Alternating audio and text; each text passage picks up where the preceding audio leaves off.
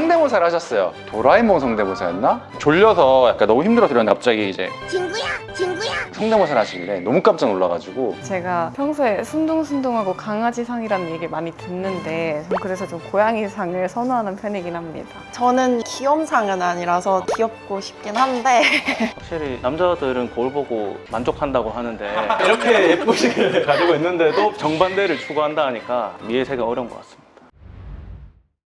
안녕하세요, 피부과 전문의 박보건입니다. 오늘은 특별하게 제가 최근에 직접 참여한 미스코리아 심사 비하인드 썰을 미스코리아 분들과 함께 얘기를 해보려고 해요. 이거에 대해 함께 이야기 나눌 우리 병원의 구태환 원장님도 모셨고요. 안녕하십니까, 피부과 전문의 구태환입니다. 미스코리아 분들 자기소개 간단히 해주시겠어요? 네, 안녕하세요. 이번 미스 서울 경기 인천미 김현진입니다.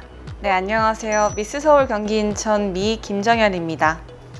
사실 제가 몇 가지 궁금한 게 있었는데 혹시 뭐 어떤 이유로 심사를 결정하게 되셨는지. 제안이 좀 들어왔을 때 제가 피부과 전문이긴 하지만 제가 누구를 평가한다는 게 어렵긴 하지만 그래도 내가 객관적으로 다른 사람보다는 더 평가할 수 있지 않을까라는 마음에 나갔던 것 같아요. 그러면은 이제 심사 기준이 있을 텐데 사실 피부만 보는 대회가 아니니까 내면이든 외면이든 어떤 걸로 보셨는지 말씀해 주셔도 좋을 것 같아요. 근데 그게 결국은 심사 기준에 대해서 뭐라고 생각하세요? 아무래도 미인대다 보니까 외적인 부분도 평가 기준에 되고 인텔리나 이런 것도 심사를 하잖아요. 그런 부분에 있어서 가치관 이렇게 해서 복합적으로 보는 것 같습니다. 저도 비슷하게 생각을 하는데 일단 지성과 개개인이 가진 끼도 본다고 생각을 합니다. 제가 생각했을 때는 외적인 아름다움 외의 기준이 굉장히 많더라고요. 내면에서 나오는 그런 자신감이라든지 말할 때 태도라든지 이런 것들이 후광효과가 입혀지면서 그랬던 것 같고 평소에 관리를 어떻게 하느냐 이런 것들이 피부에는 보이거든요. 그래서 피부에 좀 관심이 있고 관리를 하는 사람이냐 아니냐 그걸 좀 많이 봤던 것 같고 그거 말고도 생각보다 기준이 되게 많습니다. 좀 어려운 질문일 수는 있는데 혹시 심사하다가 인상에 남는 참가자가 있었거나 뭐 에피소드가 있었거나 그런 건 없었나요? 근데 그게 사람인지라 좀 웃기거나 재밌게 하신 분들이 기억에 남긴 해요. 그 중에 그럼 저희가 있어요? 다들 그냥 잘 하셨던 걸로 그럼 기억을 우린 하고 기억을 못 하시네.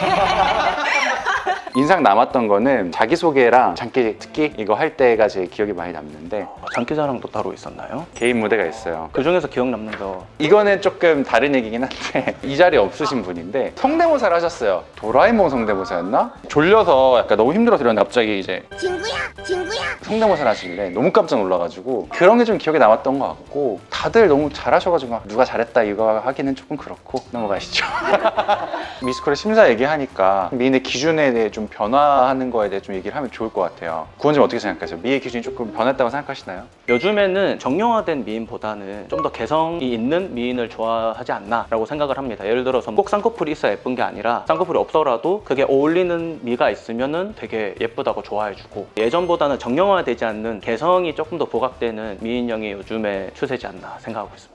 추구미가 있으신가요? 미스코리아 분들은? 저는 귀염상은 아니라서 귀엽고 싶긴 한데 장원영님 약간 이런 게 저의 추구미긴 해요. 저와 완전 정반대인. 근데 정반대는 추구를 하고 싶어요? 정반대라서 약간 더 추구를 하는 것 같아요. 저도 약간 저랑 좀 정반대인 이미지를 되게 좋아하는데 제가 평소에 순둥순둥하고 강아지상이라는 얘기를 많이 듣는데 그래서 좀 고양이상을 선호하는 편이긴 합니다.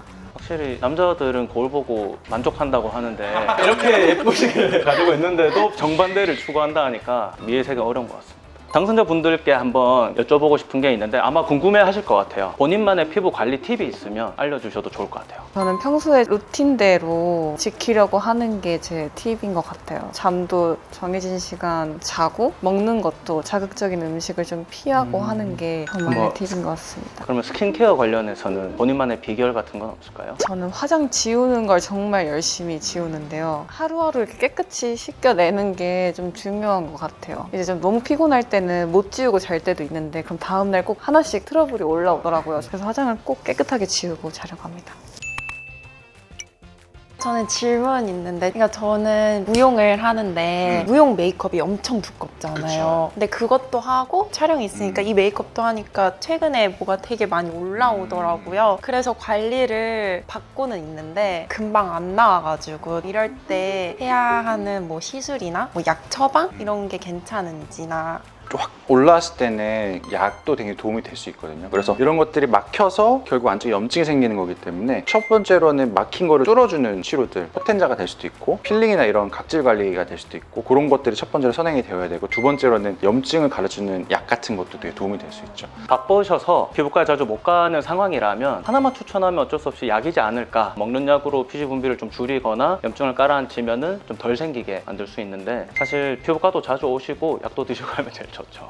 그러면은 본인이 받았던 것 중에 가장 좋았던 시술 같은 게 따로 있을까요? 저는 평소에 얼굴살 고민이 조금 있는데요. 그래서 울세라를 몇 번 받아봤었어요. 근데 확실히 이게 다르게 느껴지더라고요. 그래서 가장 효과를 많이 봤던 시술이었습니다. 저는 리쥬란 좀 주기적으로 맞긴 해요. 속건조가 좀 심한 편이어가지고 리쥬란을 맞긴 하는데 이제 엠보싱이나 멍 때문에 그쵸, 최근에는 못 맞고는 있습니다. 그러면 마지막으로 저희 이렇게 봤을 때 어떤 시술을 하면 좋을지 한 개씩 추천을 상처 안 받을 테니까 하나씩 해주시면 좋을 것 같아요. 물론 지금도 이제 충분히 예쁘신데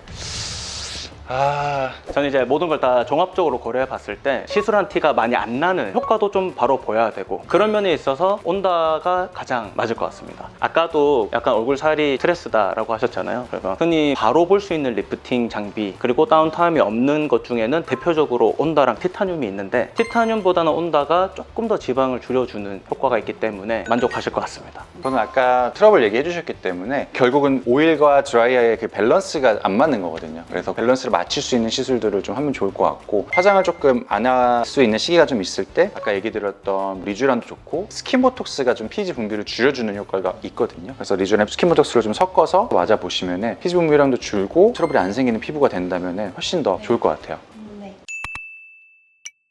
자기 좀 두서웠을 수도 있었는데 제가 이제 심사하면서 느꼈던 점 그리고 이제 구태 원장님이 좀 궁금했던 점들을 솔직하게 좀 자유롭게 좀 얘기를 해봤고요. 궁금하셨던 점 좀 해소가 되었으면 좋을 것 같아요. 지금까지 여러분들의 피부를 AS 드리는 피부과 전문의 박보건이었습니다.